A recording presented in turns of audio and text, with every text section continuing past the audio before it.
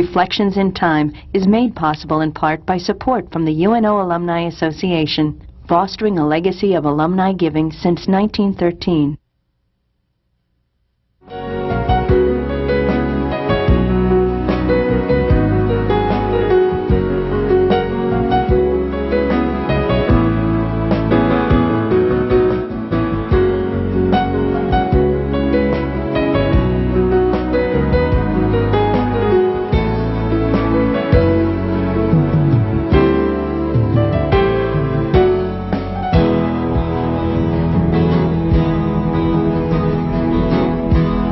More than 25 years ago, the interview series called Reflections in Time was developed by the late Professor Paul Borghi.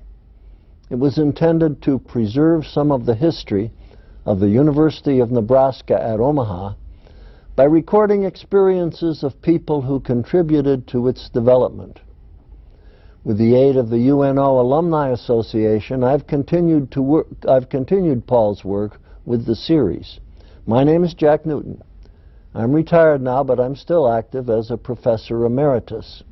I've been on the faculty of UN Omaha since 1960 and served for 20 years as Dean of the College of Arts and Sciences. I worked closely with Professor Borghi in developing his original interview series and continue it as a tribute to him. It's a cold day at the beginning of December, year's 2006, and I have here in the studio as my guest Karen Ressegieu, who has been here at the university almost as long as I have. 1964, wasn't it, Karen, when you started? Yes, it was. Well, I came here in 60, so I've got 4 years on you. On the other hand, you're a whole lot younger than I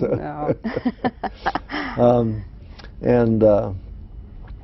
My wife tells me that you are a regular over at the HPER building, that you exercise very regularly over there, just like she does. Yeah. That's probably how she knows, although she's there at 6:30 in the morning. And I'm not there at 6:30 in the morning. You're a little later than that, a little right? later. And that, let's say, along that same line, that you, I know that you have been one of the principal figures in the Women's Walk for Athletics that we have here every year. Yes. You've raised lots and lots of money for them, haven't you? Yes, there have been several $1,000s. But I didn't even know about the first year, but then I started the following year, and have been a part of it, and I'm a part of the steering committee. This is, of course, an event where we get lots of women out walking, and they all they all get money contributed to. That's right. As part of that. Yes. Well, currently you're an administrative technician in the Dean's Office, the College of Public Affairs and Community Service. That's correct. Now that title itself says a lot. I mean, administrative technician, that's not just secretarial services, is it? No, no. I am the only staff there, so if there needs to be something done, I need to do it. So in other words, one could say you really run the office. I suppose. Yeah. Others stop in to find out. Well, tell me a little bit about that. What sort of a job is it? What you said you do everything, right? Yes, all the way from setting up, meetings. A lot of meetings. I sometimes think I'm an event coordinator, because currently the dean is B.J. Reed, and he is a very active person. And we interviewed him recently here too. So. And so keep his calendar going and making sure he shows up at the right place, the right time, and well, that's a pretty big job. Yeah, I enjoy it. Keeps you busy. Yes, it does. Well, let's talk a little bit about you. As I've known you for a long time, but our audience hasn't. So let's talk about where you came from, where you grew up. You're a Nebraskan? I am a native Nebraskan. I was born in Holdrege, Nebraska, and I graduated from Bertrand, Nebraska, which is southwest of Kearney.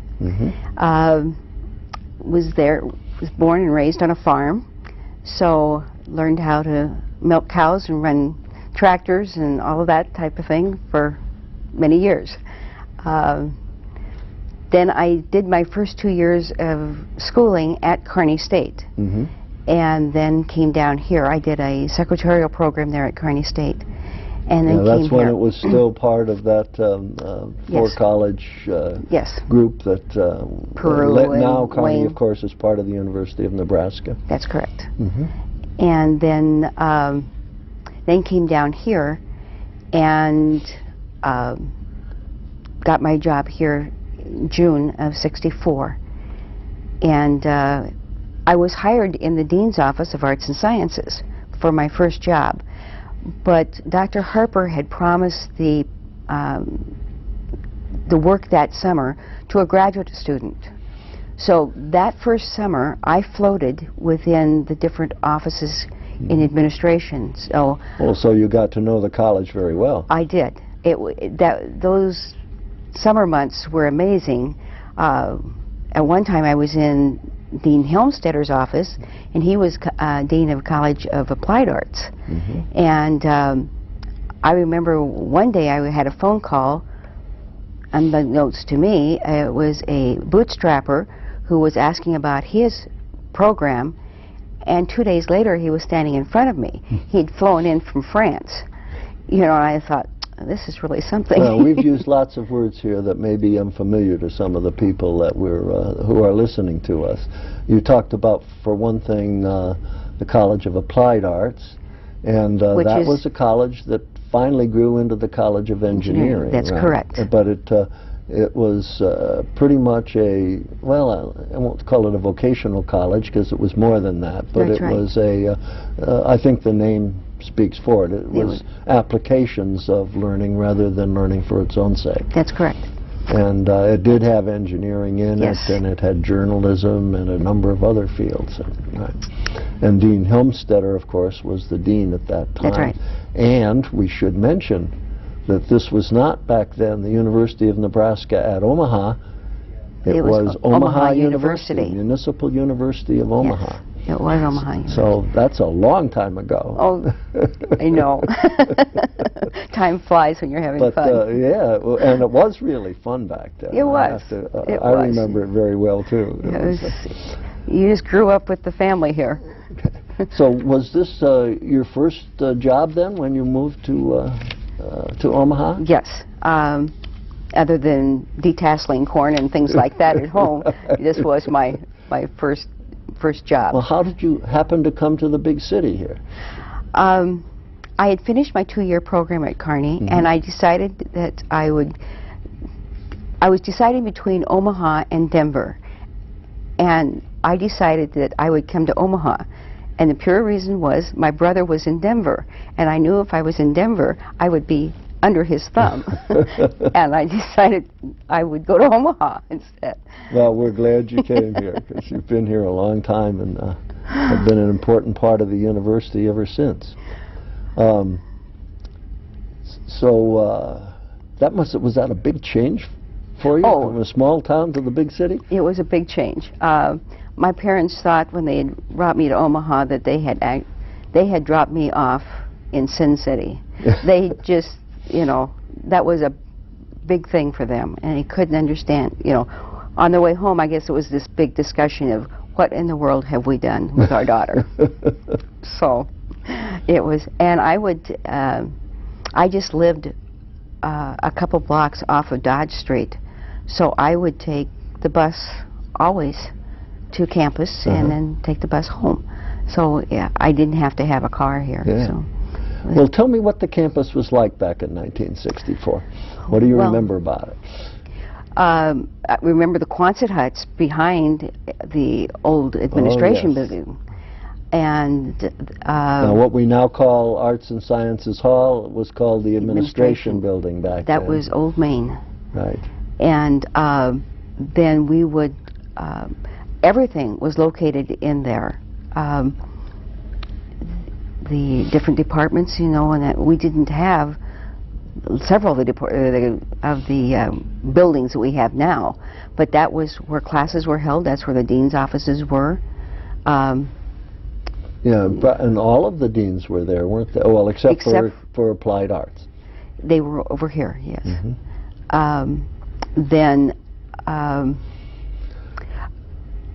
a lot of the departments, I tried the other day to see if I could remember. There were 16 departments. Yeah, and that was more than there are now in arts and sciences, because there were departments that split off and became separate colleges, like That's fine correct. arts. Yeah. Economics, and the chair was Elroy Steele, and that went into business. And then political science and sociology had areas of criminal justice and public administration, and they broke off and became a part. So those departments split up, essentially. Part remained in the College of Arts and Sciences, and part moved to a new college. Right. The one you're in now. The one I'm in now. That's exactly. So then also the fine arts came about at that time, because we had art and music, and the theater was all a part of arts and sciences. Now, there were interesting department chairmen in those departments, too. Oh, yes. Yes, there were. Jim Peterson was of music. Yes. And Vic Blackwell was of art. And then the drama in the theater part was, they were a part of a speech. Yeah, right. And so even part of them broke apart. Right, yeah. Speech split up, and they went to the new College of Fine Arts back in the early 70s when it was established. And so it's amazing how, and I always felt very fortunate being a part of the College of Arts and Sciences, because every student that came on campus had to take basics. Sure, they took their math and history and science. All of that was a part of arts and sciences. So every student was involved. And that's still true today, isn't it? Yes, it is. It's the general education part of their education. It's the core. Right. And so that part I always felt very fortunate. Regardless of what was going on, it seemed like arts and sciences was involved with it. And so I enjoyed, when I first started in arts and sciences, I was working with the students. I did all of their worksheets for the advisors. And after a while you would think that you would get tired of posting their grades to their worksheets. Worksheets are the sheets that show what courses they've taken and what they need to take in the future, right? That's correct. And so then I would post those so that they would be ready for the advisors for the next time they had. And now, we back then didn't have advisors in the dean's office, did we? Not per se. I did the work in the dean's office, but then I would do the work. I worked mainly with Gordon Hansen and Rosalie Salzman. Gordon did the more social science part of it. And he was in the psychology department, and Rosalie was in the English department. And she did the humanities area. And so that was, I would get the worksheets ready for them, and then I would deliver them to them. Now, at that time, then each of the actual majors, they would do the freshmen. And then each department did their own advising within. Right. And the rule was, if I remember correctly, that after the first year they had to declare a major, and then the advising was done in the department. In the departments. And I posted those grades as well for the departments. And you would think... All done by hand. We didn't have computers back then. No, it was all done by hand. And I would try to... I looked at it as each student... it was a different person, really, and so it wasn't, well, this whole bunch is sociology and this bunch is psychology, and yes, there's a pattern, but not everybody was going to be. They weren't robots, and they were going to be doing things differently. So, it was always, when graduation came, that was a real. I was impressed by it, because there were a lot of times that it was like I made it, got them through it, you know. And so that was fun, because it was, you could see how they had progressed, that they had accomplished, and it was fun. Well, you've had a lot of jobs on this campus, and I want to have a chance to talk about all of them as we go along. But let's talk a little bit more about arts and sciences. One of the things that I noticed just in looking over the various jobs that you've had was that you seem to move with change. Every place you went, there were big changes going on. And that was true in the Dean's office in Arts and Sciences. When you came here, Dean Harper, Bob Harper, who was just died a few years ago, but he became a close personal friend of mine, and Bob and I were very good friends. I used to go Saw him just a couple months before he passed away. Yeah, I used to go out to Colorado and visit him out there in Estes Park where he lived. That's where we went out to see him too. Right.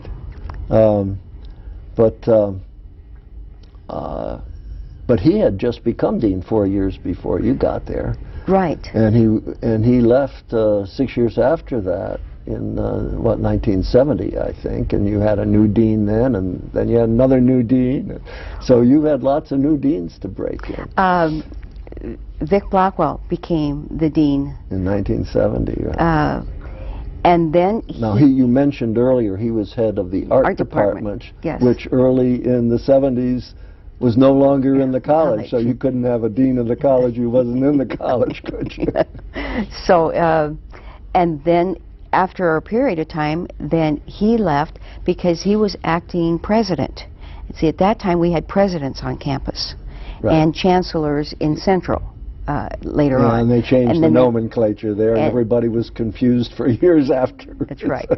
And so, but when Vic was asked to be interim chancellor, then he went to that office, and then also one of the associates in the office was Dick Lane, who was a professor of English. And so he was the associate, and then by that time Gordon Hanson and Rosalie Salzman had come down into the offices. No, not Rosalie. At that time it was Marge Wyckoff. Okay, Marge. Well, she was Marge Huntley back then, wasn't it? Marge Huntley Wyckoff. Right.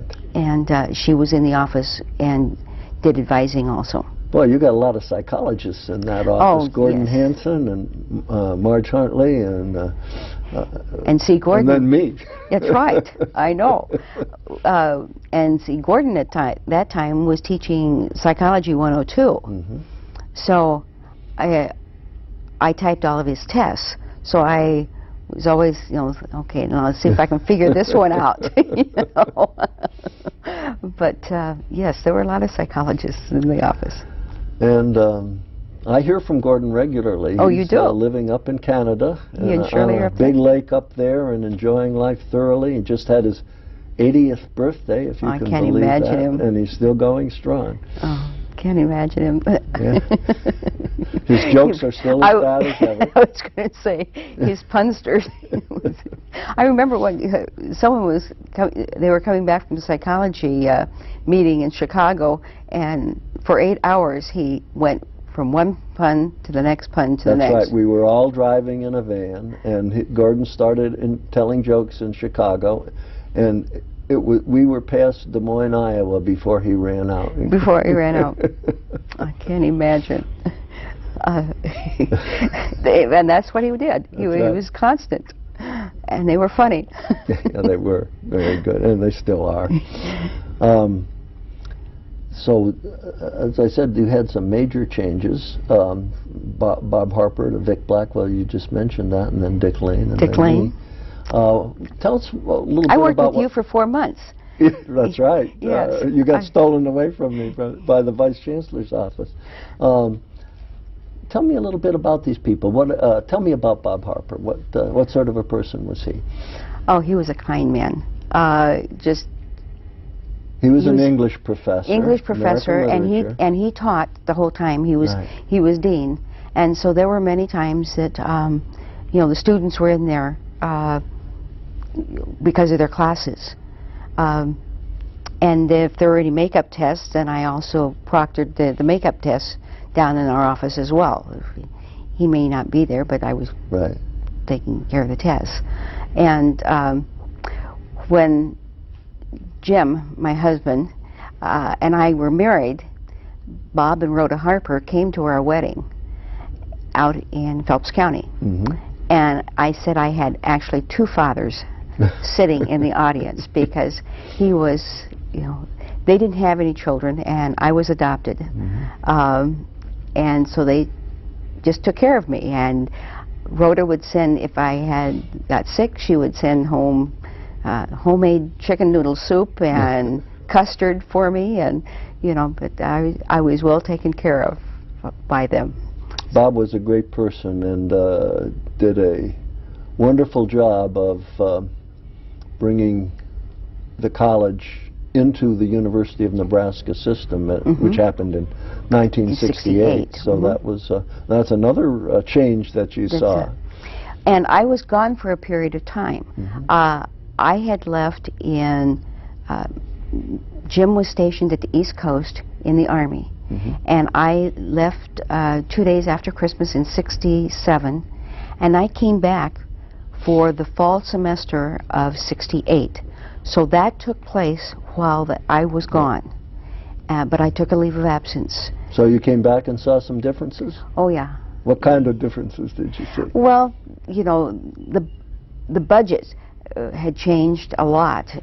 We were struggling with budgets at that time before we went in. So what else is new? Yes. Aren't we always struggling with budgets? But we had been given allocations for new faculty positions, and so there was a lot of interviewing taking place at that time. That's when Norm Hamm and Ken Deffenbacher. Oh yes, I hired all of them. Were hired. But remember, we had a 25% increase in our student body overnight, and we needed all those people. There was no way we could have existed without hiring new people. Yeah, Bill Blezik was another one that came during that time. But those were, you know, there were a lot. I think there was like 7 or 8 positions that were filled during that time. And so it was a busy time. And all those folks are getting ready to retire or already have retired by now. That's exactly correct. That makes me feel pretty old. Ancient. I just think, oh my. And well, now you changed from Bob Harper to Vic Blackwell. What was Vic like? Vic was lots of fun. Was that a big change? Well, there were different personalities. There are different personalities. Vic was more high energy, lots of fun. He and Jane Blackwell she was a kindergarten teacher, and he just, you know, enjoyed all the kids, and they had a menagerie at home of all kinds of animals, because she would bring different ones to the school for the kids to observe. And so, you know, they were around, you know, the animals and all that, and she would be baking, and she'd send treats to us, and it was fun. When Vic and Dick were in the office, that was when the Afghanistan Studies program began. That's right. Dick played an important part in that, didn't he? That's right. Chris Young was the initial director of that, and he then died very suddenly of that blood disease. Right. We've discussed that in other interviews, primarily with Tom Gutierrez, but that was an interesting. That was another interesting facet in our history, was when we developed the Center for Afghanistan Studies, and it was all fortuitous, just because Criss Jung had grown up there partly. His father was a professor. And and Professor Panshiri was here from Afghanistan, and on lunch break they would go over to the student center and have lunch, but then right afterwards then Professor Panshiri wanted to learn how to play pool. So Dick and Vic was teaching him. But and we had pool tables in the student center. In the student center. Right. And but sometimes the administration saw them over there playing pool and didn't think that was exactly what deans should be doing.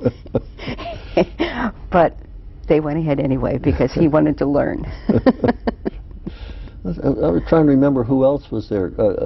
Another student advisor was Kay Greasel. Was she there when you? Yes. Yeah.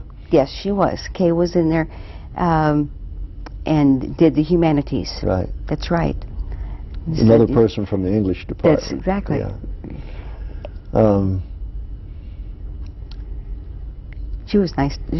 She was a very warm person and nice to work with. Yes, she was. I enjoyed working with her myself. Oh yes.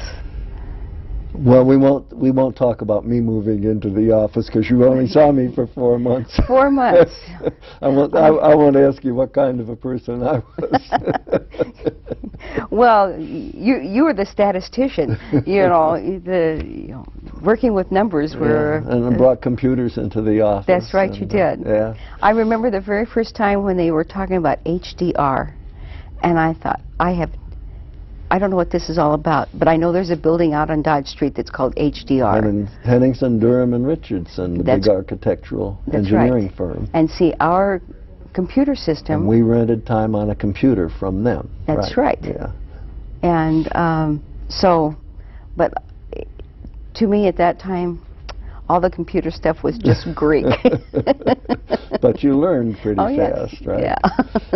Then you moved into academic affairs. Now, who was the vice chancellor back then?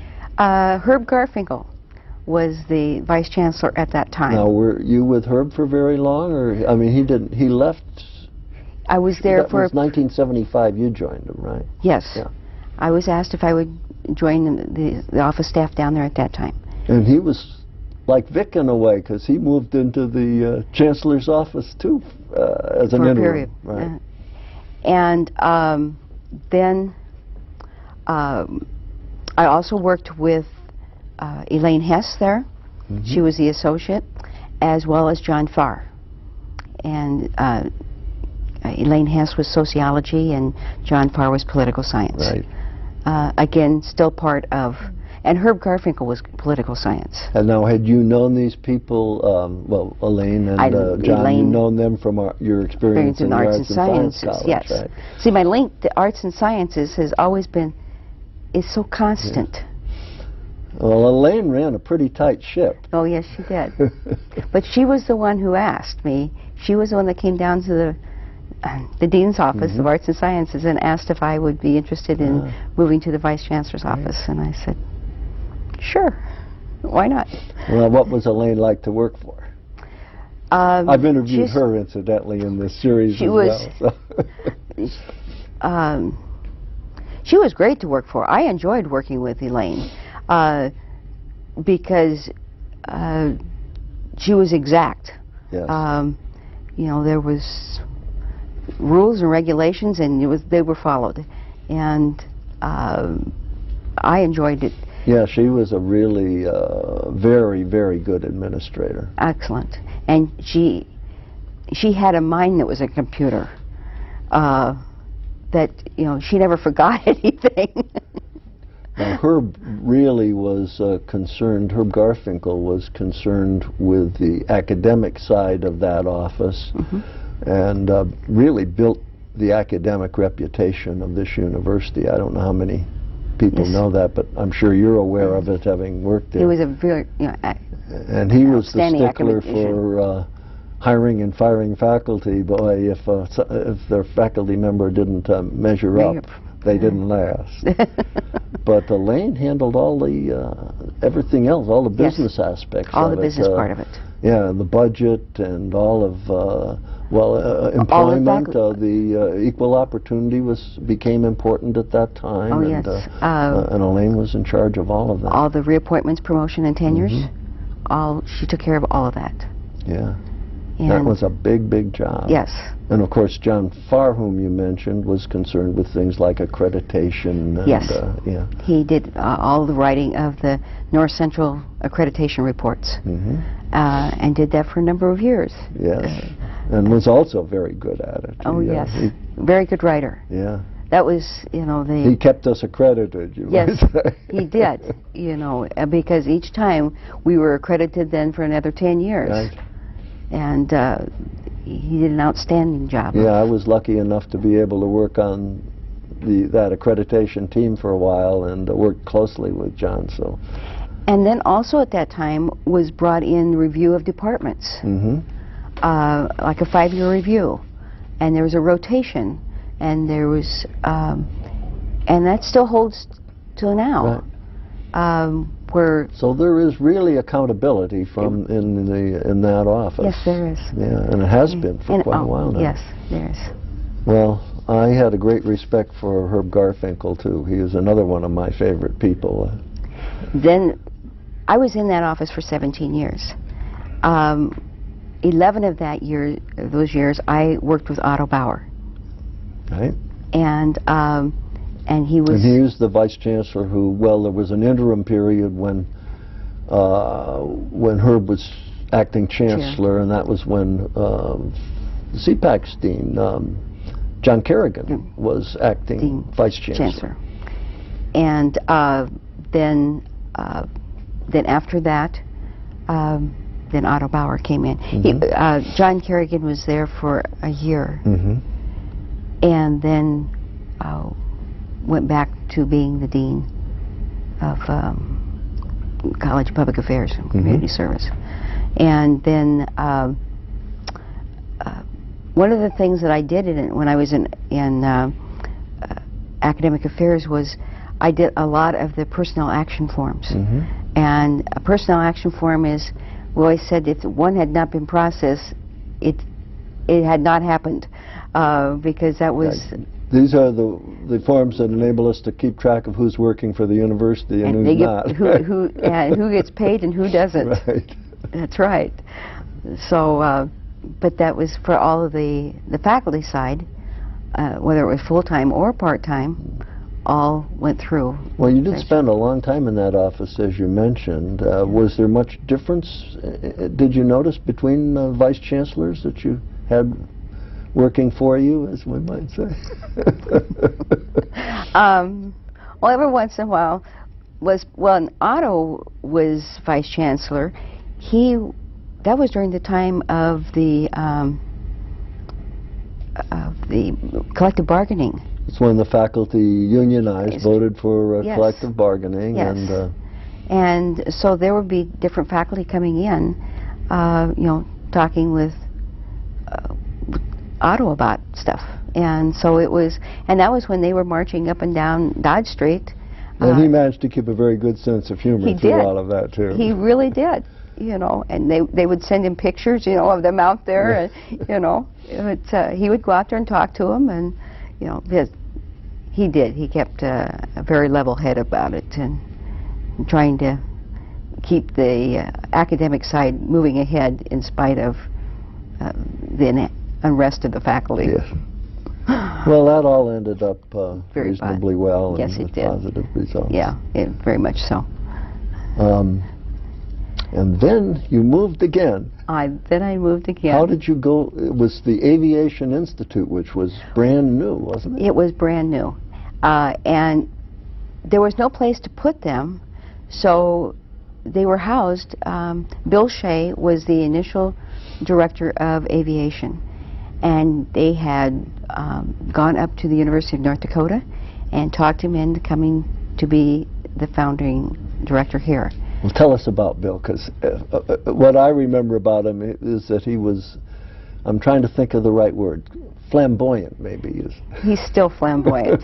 I just saw him 2 days ago when he was here on campus to give the award to the Durham Lecture Series person, and which was 17th now. It's hard to believe that the aviation program is that old now. But he was housed in the Vice Chancellor's office, and he knew all the stuff about aviation, but he didn't know about the University of Nebraska at Omaha stuff. So there were lots of things that, you know, I would do for him, and just because he was housed in the Vice Chancellor's office, you know, I would help him, you know, where things were found. And So one day he came and asked, sat down at a little table in front of me and said, you know, when I move, how about coming with me? And I said, are you offering me a job? And he says, yes. I said, I'll take it. I just wanted to get away from Well, that must have been a big change after 17 years in the Vice Chancellor's office. It was. And the Aviation Institute was different. I mean, it wasn't a college, it wasn't a department. No. It was an institute. It was an institute. And it reported to the Vice Chancellor's office for several years. Yeah. Until then it was... Well, what do you remember about how it got started? Do you, you must have had something to do with that. Well, that was when they were trying to think of something that that would bring about something new to the campus. And Otto, of course, Otto Bauer had been involved in aviation. He was in the Air Force. He was a bomber pilot. And he taught at the Air Force Academy. And then also Del Weber, and then Chuck Durham was Mr. involved. Durham was probably the as important a person as anyone, since he had the purse strings. He had the purse strings, and he was, but again, he had also been involved with the aviation as well, at Epley as well. And by that time, you knew that that middle initial in HDR was Durham, right? That's exact. I did find that out, yeah, much earlier. That's correct. So he was brought down. He started here in April of that first year, and in our office. And so then in August, when the area that we moved into, which was an all-wine hall for the Aviation Institute, that was a former chemistry by that time, the Durham Science Center, again, that name came up again, Durham. That's right. Was built, and chemistry moved out. Right. And so during the summer, they remodeled one of the lab area, and that became the home for the Aviation Institute. And where they're still housed. So I was... Tell us, let's go back to Bill Shea. Now, we've said he's flamboyant. What does that mean? He just... I don't know. He never was in a place very long, and he was always, his energy, and he was exciting. The kids enjoyed him. The students just loved to be around him. And I would no more get pictures on the walls, and pretty soon here'd be Bill going to class, and he'd be tearing down the pictures as he went through the hallway to take with them, because students learn better by seeing. And so, and he was a firm believer of that. So there would, you know, he wanted them to know the difference between the planes and the, you know, and he also wanted them, he would brought in several people from different vocations so that they could see what was a possibility of whether they were going through flight or if they were going through administration. What kind of jobs they could be thinking about. And it ended up with the Aviation Institute becoming very much concentrated on that administrative side of aviation, didn't it? Which is one of the reasons that when it moved to your college now, College of Public Affairs and Community Service. They have their, at that time they used the Bachelor of Science in Public Administration with an emphasis in aviation. Now, just in the last couple of years, they now have their own Bachelor of Aviation degree. So it's come kind of full circle again. And then I also worked, after Bill left, and I also worked with Brent Bowen, who is still the current director. And there's no question, I think, that we were very fortunate in having Bill Shea here to initiate the program. Because he was probably one of the best known people in aviation education in the country, and really did a wonderful job. But then Brent, who you just mentioned, also had a very good reputation. Yes, he came from Wichita, and the program down at Wichita State. And he brought more of a research basis with him, and grants EPSCoR. That's all been a part. And I've interviewed Brent in this series as well, so you can go and check out that tape sometime. I will do so. My very first day in the aviation program, I was sitting on the floor because the furniture had not been delivered yet, and it was the first week of school. And so I was helping students, advising them, and what they needed to take and all that, and sitting on the floor with my catalog and my phone, and we were having an open house at the end of that week with all the dignitaries coming in from Washington, D.C. And I thought, now this is really going to be someplace when we don't have any furniture, and here we have all these dignitaries coming. Well, it arrived, and by Friday we were well on our way for being the Aviation Institute. Well, it's got a lot of students still, doesn't it? It's a very popular program. Yes. Bill went around to he had his own little plane, and he went around to a lot of the small towns and broadcast about the Aviation Institute, but did it in their hometowns, and landing in the little strips, you know, with his little plane that he could, and guest speaker everywhere. He did a lot of speaking engagements, and he could do that just off the cuff like that. So it was fun. Yeah, he was full of energy. If I could just keep up with him. Well, some people might say he's kind of the stereotypical Irishman with full of blarney. He was full of that. But he was a wonderful person. Oh. He still is, because he's still yes. going strong, as you mentioned just now. Yes, he is. He's going strong. Well, how did you manage then to change to your next job, which was in criminal justice, wasn't it? It was in criminal justice. I was doing what I was usually doing in aviation, taking care. And then I had Dean David Hinton come sit down in the chair in front of my desk one day and said, I would like for you to go over to be in criminal justice. And I said, but I'm just fine right here. That was not what was going to happen. So then 2 weeks later, I was in the Department of Criminal Justice. So Dave Hinton was very persuasive, I think. Very persuasive. And, but he wanted me over there at the end of April, and I said, but the end of the academic year is in 2 weeks. Why don't I just make it the end of the academic year? And no, it was going to be the end of April.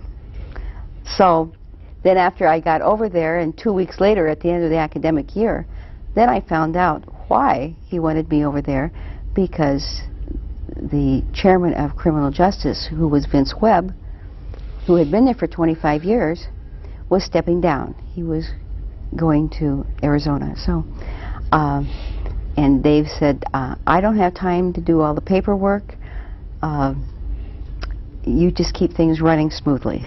So, and if you don't ever have any questions, your just ask. reputation there preceded you. People knew that you could do it. I guess so.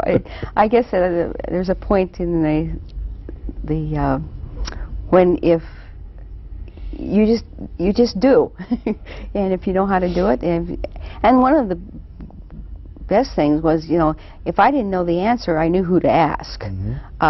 Knowing personnel here, and they always were very helpful, and so you could cut through the red tape and find an answer pretty fast, and so that was to my advantage.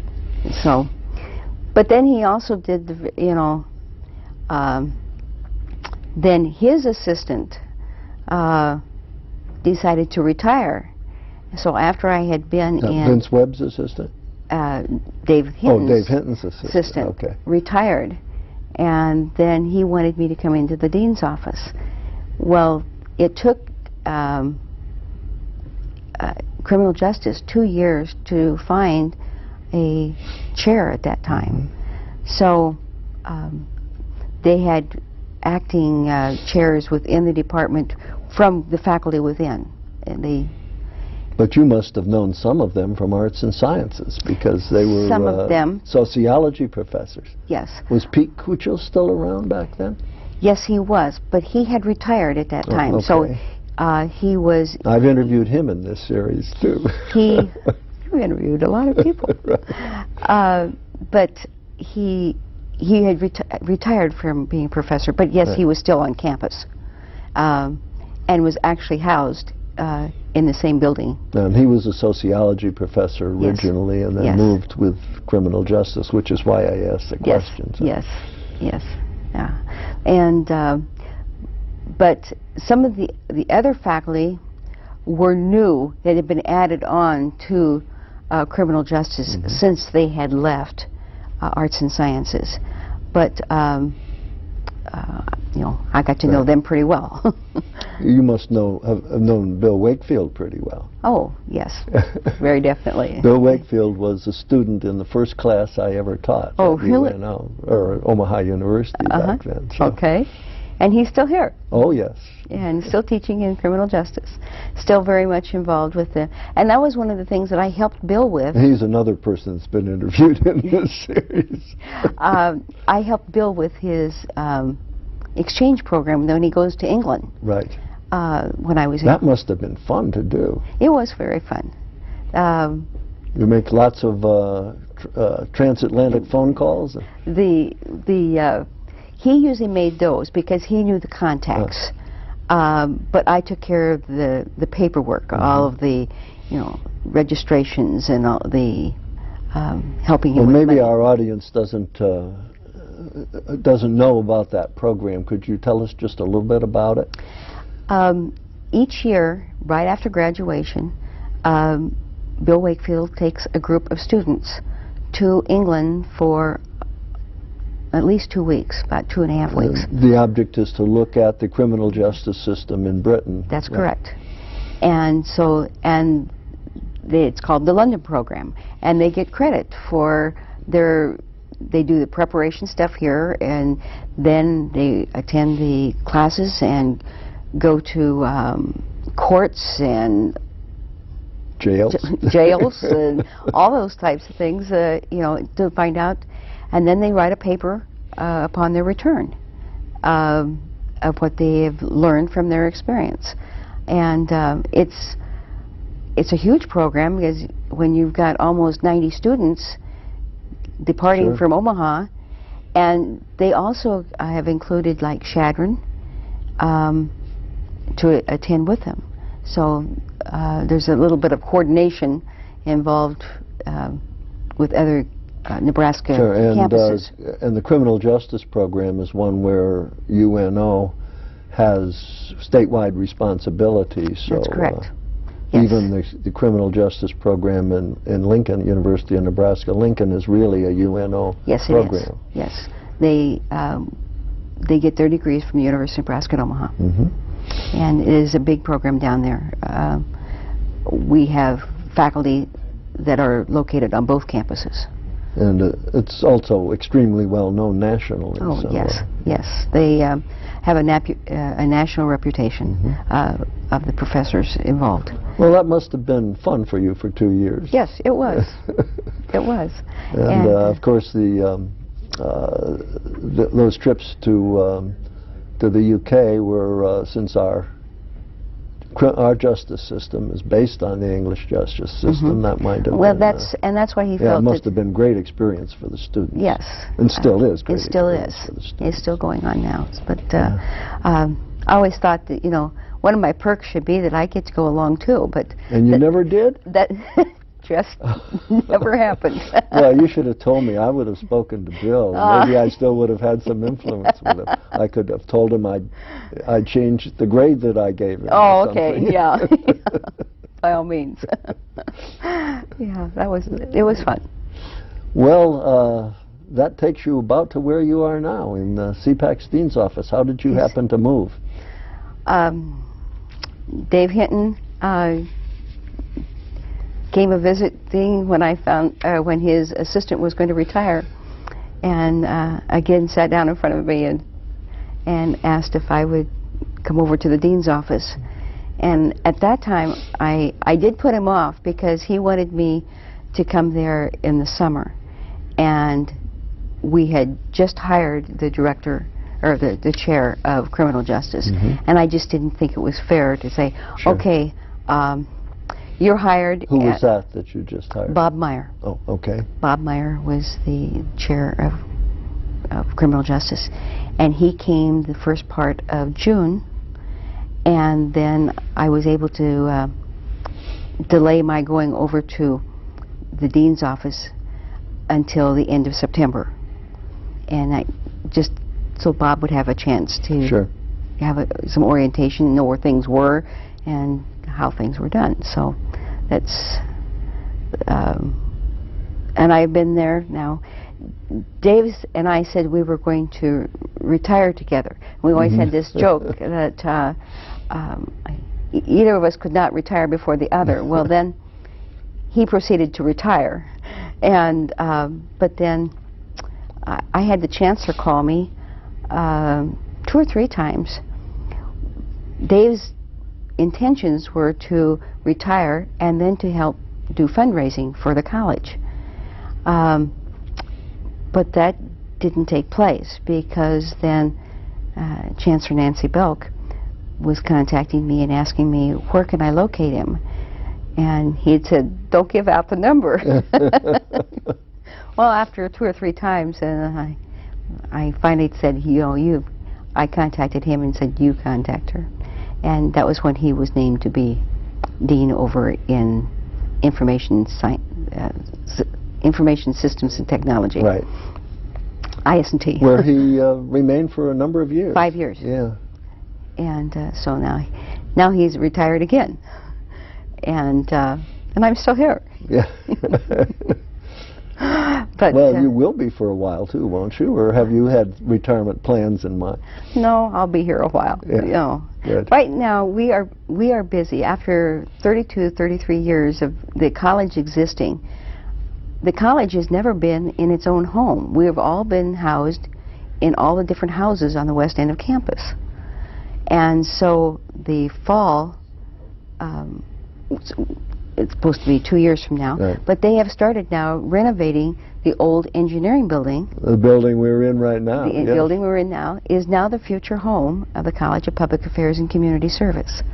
So, well, there's been a lot of waste space in this building. All the old physics laboratories and all the old machine lockers, shops and all of that stuff. Yes. Really hasn't been renovated, and so wasn't very useful. Right. And so all of that is being taken out now. First of all, they had to start with removal of the asbestos. And then I think they've completed that, and now are going forward with getting it's going to be virtually, gutted and being able to. We do have to have an addition put on the back as well as in the front because we can't all fit in here. And well, that was planned back in the 60s. Remember you've seen, that there's that blank wall at the end of the building where there was supposed to have been an addition, but the money didn't come through. Did not come through. Right. So now it's there. But so that's part of what we've been working on now, which is kind of an exciting thing for us in the dean's office. Now, do you get involved in that very much? Do you work with the? Yes, the architects are HDR, and the construction people are W. Boyd Jones. And I've seen their trucks out there, yes. Right? And I sit on the committee for the building, and I'm also on the furnishing and finishing. So we're starting to pick out stuff now, which makes it a little exciting, and so the it'll be fun, and I'm looking forward to that. And I want to be able to move into the building. Right. So. Yeah, that should be fun. It's, I was fortunate enough to have several new buildings open up when I was dean, and that the major one of which was the Durham Science Center. Oh, yes. And that was really an experience. See, one of our departments, now the school of Criminal Justice, it's actually the School of Criminology and Criminal Justice, is housed in Durham. And so they're eager to get rid of them. That's right. You know, the only way the space became available when computer science moved out, if I remember correctly. As well, when IS&T went to South Campus. Right. Yes. Yeah. So yes, that's where they were worried, and so they want their space back. Right. They have wanted it back for a long time. Yes. Because but there's no room. There's no room in the inn around here. That's right. Well, you've seen an awful lot of changes take place on this campus. Can you point to anyone that you think is the biggest or most important one that you've seen? That's a tough question, I know, but... Oh. You've seen changes in people, changes in administration, changes in the university structure. Yeah, and it amazes me that, you know, it all dovetails together. Right. You know, it all works. You have your different systems, and each one seems to, you know, build upon the next, and we keep becoming better and better. And I think that sometimes Omaha doesn't realize the wonderful university they have sitting at their doorsteps. And I think we're very well kept secret sometimes. Well, sometimes I think that's true, but then again, I think people do appreciate us. Yes. Oh, yes, they do. And we're always, even when we were the municipal university, we were, of course, very closely integrated with the whole city structure. I mean, our Board of Regents was named by the Board of Education of the city of Omaha, and so it's, you know, that sort of thing was made us very, very close, and we've maintained, I think, that closeness even when we became a state university instead of a city university. So that's a good thing. One of the first people I worked with when I was was Bob Spire, and he was a regent of the Omaha University, president at one time. And a very influential one. Very much who so. Unfortunately died young. But very much so. And his wife, Elaine, is still very much a part of our college, with wonderful donations for the students that wouldn't be able to get through some semesters without the financial scholarships that they still... They're both good people, wonderful, great people. Wonderful. And enjoy working with both of them. Yeah, I miss Bob Spire a lot sometimes. Yes, I do too. Right. You know, he was always... his integrity was impeccable. Well, we have lots of other things we could talk about. You've seen so many different people and everything, but our time is coming to an end. So I'm going to have to say thank you for joining us today. Oh, you're it's quite really welcome. been a pleasure, Thank you. Karen. I've enjoyed talking about old times with you. And I want to thank our audience, too. Thank you for joining us today in a visit with Karen Ressegieu, who's a longtime member of the staff at UN Omaha. We've been taking a look at some of the history of UN Omaha as seen through the eyes of those who have made this history. This is Jack Newton inviting you to join us again in the series we call Reflections in Time.